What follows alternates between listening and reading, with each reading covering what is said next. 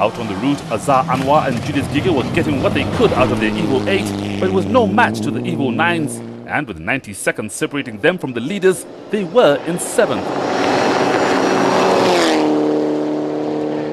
Well, I was expecting the pace to be pretty hot this year, but I don't know. I'm looking to see where we can gain some more time, but you know, it can only be done at the expense of breaking the car, and I don't like doing that. After 3 stages and 65 kilometers of competitive motoring, only 1 second separated Alistair Kavanagh from Carl Tundo, with Ian Duncan less than a minute behind in 3rd. This was KCB's 6th consecutive year as the title sponsors of the Championship Series, during which the bank's image and the sports profile have grown immensely, a consequence of a mutually beneficial partnership. We want to use all our sponsorship platforms, including the KCB Kenya National Rally Championship and all the other rally events across East Africa, to position our brand to be able to push our business to the next level. National Oil have also benefited from their involvement, attracting a whole new market niche with a brand not only synonymous with the sport, but fast becoming a household name, especially through their support of Ian Duncan.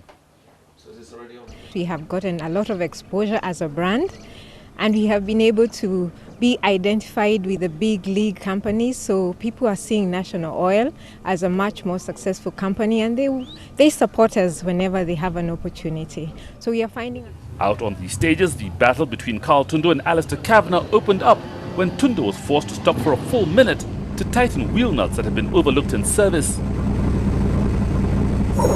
On the move again, they drove even closer to the limit, but on such a fast event, it would be next to impossible to recover the time lost, which had dropped them from 2nd to 4th.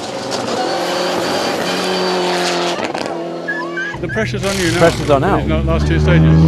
It's a minute and a half. We were only taking 10 seconds out of each other. The victory's gone unless he has a problem. Being first on the road, Alistair and Adrian Kavanagh were unaware Tundo had stopped and was driving to increase their lead. They were fastest through stages 4 and 5, extending their winning margin to 70 seconds. There's only 1 second between Flash and myself, so I realised that we have to sort of try and extend the gap a bit on this stage. And yeah, just pushing too hard through a narrow section, and we went into a ditch one side, into a ditch the other side, and we were lucky to get away with it actually. Ian Duncan and Amos Slach inherited 2nd, but were still not matching the pace set by Kavanagh. In service, they'd had the car's computer remapped in search of more speed, and was now only a question of time before the others would have to worry. We were quite asleep in the morning, so also the car wasn't running the best, but then we woke up, the car woke up a bit, but we still need to wake up a bit more and go a bit quicker. So. The most improved crew during 2010 were Raji Barich and Raju Chaga. They had quickly climbed 3 places up the leaderboard on the opening 3 stages and were lying 8th when the clutch packed up, forcing them into retirement on stage 4. Their new sponsors will now have to wait for what can be expected to be a top placing. Missing from their normal place amongst the leaders were Baldev Chaga and Raju Sebi. Whilst they wait for a new Subaru N15 to arrive, they were in an older GC8, but it was a frustrating outing with the car down on power. With the top placing out of reach, they were driving for points, and for now, we're in 8th. I don't think it likes the heat too much. The intercooler is really small on this car. So through the tight and twisty, it was getting seriously hot, even in the cockpit, so you can imagine what the engine's going through. So trying, that's all we can do. Making a return after a long break were Anthony Nielsen and Mike Ogwapit. They took time to establish a rhythm and were not at their best, but having committed themselves to the whole season, were using this event to settle back in before resuming their form. They were in 9th. This is new roads for us as well, and it's flat out, and we're not, we're used to a bit more rough and everything, so it's not very technical. It's more, really quick, and to see who can hold the accelerator on the longest time. So that's the thing. Just outside the top 10 in 11th were Asad Anwar and Kashif Sheikh, the last of the Division 1 drivers taking part. With a new car on the high seas, they were in their N11, being held back when it couldn't give them any more than it was. And they held station to the end.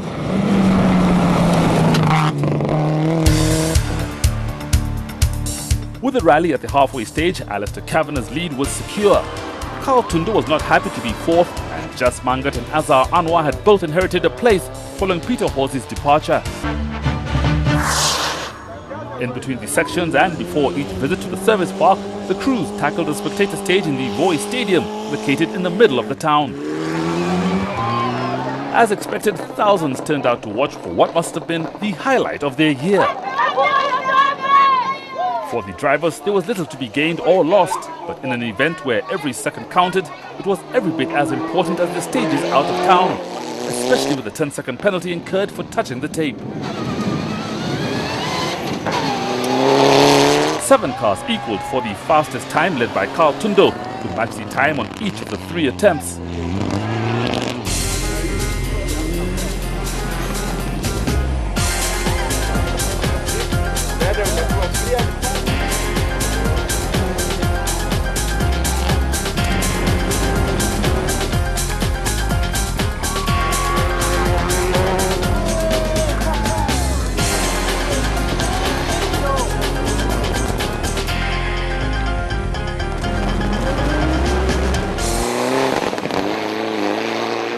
The KCB Personal Loans Rally also kicked off the 2011 Two-Wheel Drive Championship with 10 cars in the lineup.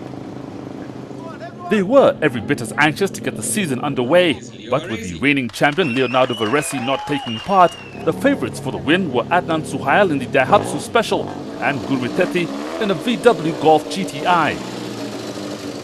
Joel Mushiri, a newcomer to the sport, had acquired Munir Khan's 20-valve Toyota Levine with his eye firmly on the 2011 title. Yeah, this car is better because it's a 20-valve compared to the other one, which was 16-valve. So I've gotten more power from the corner. When you're getting to the corner, coming out, it's a bit stable because it's a winning car also. But once the rally got underway, it was the youngest of the group who showed a clean pair of heels. Naveed Khalid and Mutuma Marimba were fastest through stage 1 by 4 seconds, but all hopes of victory went on stage 2 when they holed their sump.